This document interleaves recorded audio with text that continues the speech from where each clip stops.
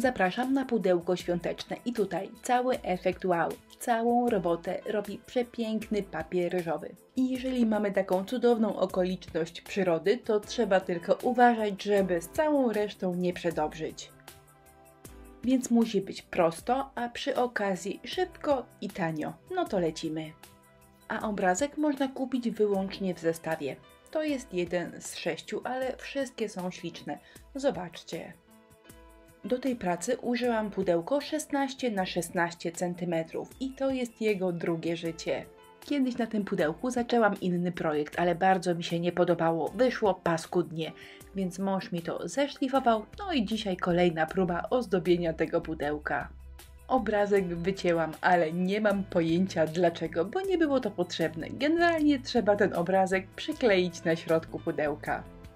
Oczywiście przyklejam klejem do decoupage, smaruję powierzchnię, przykładam obrazek, a potem wszystko klejem zasmarowuję od góry. Naokoło obrazka jest taka dziwna struktura. Zgadnijcie, z czego ją zrobiłam? Mówiłam, że to będzie tanioszka z chusteczek higienicznych. Zaskoczyłam Was tym rozwiązaniem, a może ktoś się domyślił wcześniej? Napiszcie w komentarzu. Chusteczki rozdzielam na pojedyncze płatki i teraz będę je przyklejała wokół obrazka. Przyklejam je oczywiście klejem do deku i kształtuję w taki sposób, aby wychodziły takie góry i doliny. Chusteczki są bardzo wdzięcznym materiałem i jeżeli macie ochotę, to można z nich uformować właściwie dowolne esy floresy. Ja chciałam, żeby się układały spiralnie, tworząc ostatecznie taką fajną głębię. Chusteczki nakładam grubo i kleju nakładam grubo. To wszystko długo schnie, więc jeszcze jest sporo czasu, żeby ukształtować te wszystkie wypukłości tak jak macie ochotę. Te koła czy spirale, bo w sumie nawet nie wiem jak je nazwać, są coraz większe i w momencie kiedy nie mieszczą się już na górze, płynnie przechodzą na bok wieczka.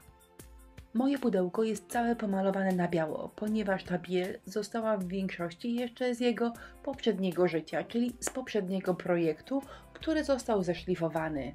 I teoretycznie można by odpuścić malowanie na biało części pudełka, którą pokrywam serwetkami, no bo właściwie szkoda farby. Ale to nie jest dobra oszczędność, bo klej do surowego drewna często źle chwyta i nawet jeżeli na początku złapie dobrze, to po jakimś czasie potrafi odłazić albo odparzyć. Tak wygląda gotowa góra. Serwetki są przyklejone i już suche. Za chwilę zabiorę się za boki. Na nich także zrobię delikatną strukturę z chusteczek, ale będzie dużo delikatniejsza, żeby nie konkurowała z wieczkiem. A na bokach wystarczy serwetki byle jak przykleić i ta strukturka zrobi się sama. Gdy klej wyschnie, mogę się zabrać za malowanie. Jak zwykle używam moich ukochanych farb od Stamperii, a nazwa tej serii nazywa się Allegro. Najładniej praca będzie wyglądała, gdy użyjecie minimum 2 albo 3 odcieni niebieskiego. Trzeba je trochę byle jak wymieszać i one jeszcze dodatkowo zrobią Wam takie niuanse kolorystyczne. Trudno mi to określić, ale to zawsze wygląda lepiej. Pudełko suszę, a następnie bielę, czyli biała farba akrylowa i pędzel szczecinowy. Delikatnie wyciągam wszystkie wystające elementy. To oraz chlapanie to moje dwie ukochane metody postarzania. Są szybkie, tanie i zawsze dają przepiękne efekty. Zobaczcie, zwykłe bielenie, a praca wygląda 1000 razy lepiej. Jeżeli praca ma wyglądać elegancko, a nawet drogo, to warto, żeby były miejsca, które się błyszczą. Po pierwsze, lakier błyszczący. On się samopoziomuje i nawet jedna warstwa wygląda bardzo fajnie. A po drugie, piękne, błyszczące woski. One występują w wielu kolorach, ale do tej pracy najlepiej pasował mi srebrny. Można go nakładać pędzelkiem szczecinowym, szmatką albo tak jak ja, artystycznym palcem. To jest klej 3D do złoceń i tutaj go użyję w dość nietypowy sposób. To, co mi w nim tym razem pasowało, to ta opcja 3D, czyli nakładam grubo i to tak już zostanie. Trochę rozmazałam wykałaczką, a gdy wysechł, stał się twardy i lepki, posypałam mikrokulkami cukrowymi. Posypuję, przyklepuję i te mikrokulki do kleju się świetnie trzymają. Na zewnątrz pudełko jest już praktycznie gotowe, ale zawsze warto zrobić coś od środka, bo wtedy po otwarciu jest jeszcze dodatkowa miła niespodzianka. Po prostu wkleiłam obrazek, troszkę pochlapałam i myślę, że fajnie wygląda. A na koniec elementy wykończeniowe. Po pierwsze nóżki. Maluję na biało, żeby pasowały do całości. Mogą być jeszcze gwiazdki, chwościki, co tam chcecie. Ja raczej minimalistycznie. To jest plakietka zrobiona z masy super lekkiej, w której odbiłam taką pieczątkę. Stempel odbijam w glince, suszę, maluję i plakietka gotowa.